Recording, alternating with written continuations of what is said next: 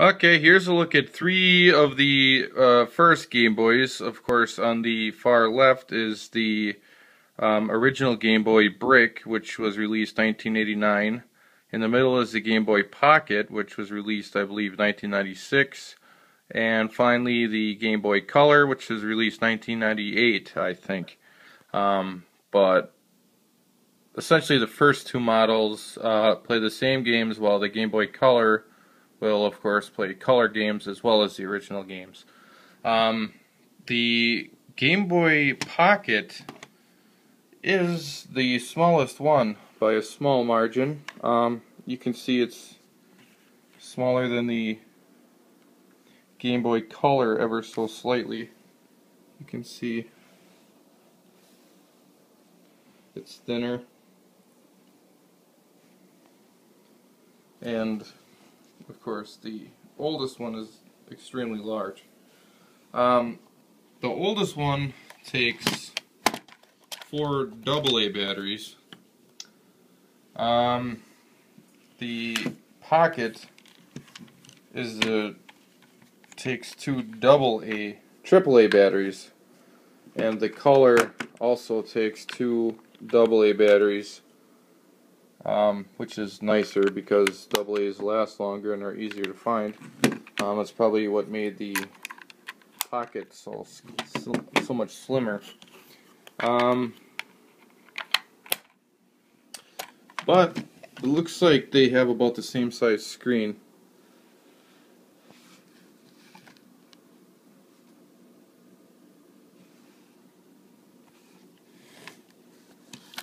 So on this one, of course, you have the directional pad BA, select start, the speakers in the same place on all three of them, and there is the contrast adjustment.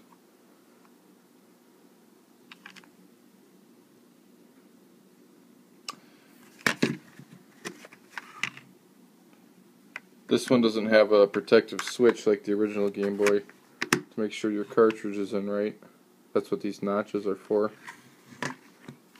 There's the power button and the serial port for 2-player games. Looks like you can still play with the original Game Boy. And the volume adjustment, made in China. There's the power switch.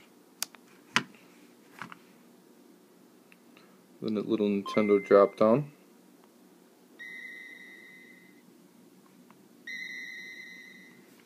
The screen seems more black and white than the original Game Boy, which is more green. But it seems harder to see when there's not as much light. And the screen refreshes a lot faster than the original Game Boy. I'm surprised I could even play on it back then when I was a kid, because it goes so bad. But yeah, it's playable. And you go back to the oh, there's a contrast. See, it's more of a white screen. That's as dark as it gets. But yeah, the original one, the screen goes really bad. I can't believe I actually played it. And when you flip the switch, there's a little lock that doesn't allow you to remove the game. It's powered up. And we had a bad connection.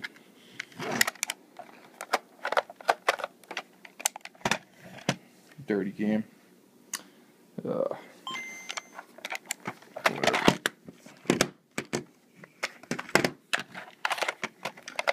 Okay, we'll go with Metroid again.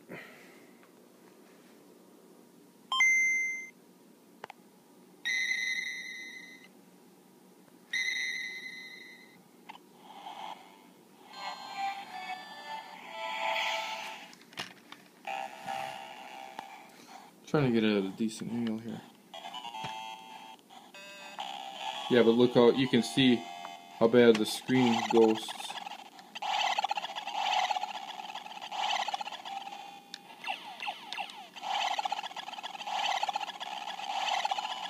and it's very hard to see. I still can't believe I actually played this, due to how bad the screen is to see unless you're in direct sunlight.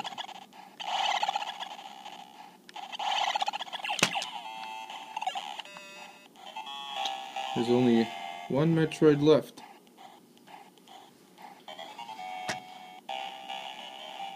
But let's see how the color holds up.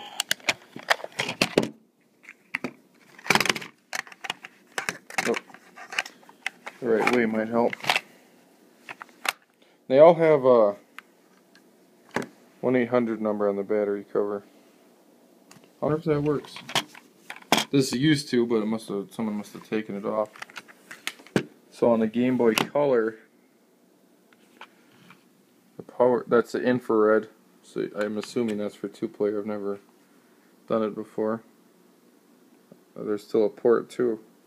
Volume switch. The power here.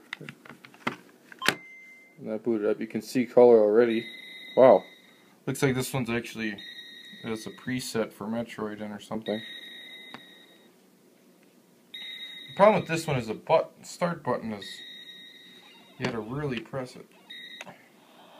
There you go. Yeah, it looks good. I mean, the colors are true to Samus. Yeah, it's a lot easier to make out what's going on this one. And the screen looks a lot better. There's very minimal book ghosting.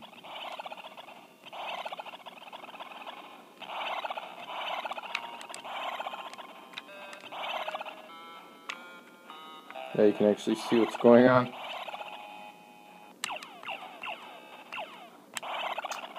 I guess this would be my preferred one out of all three of them if you're in a decent lighting.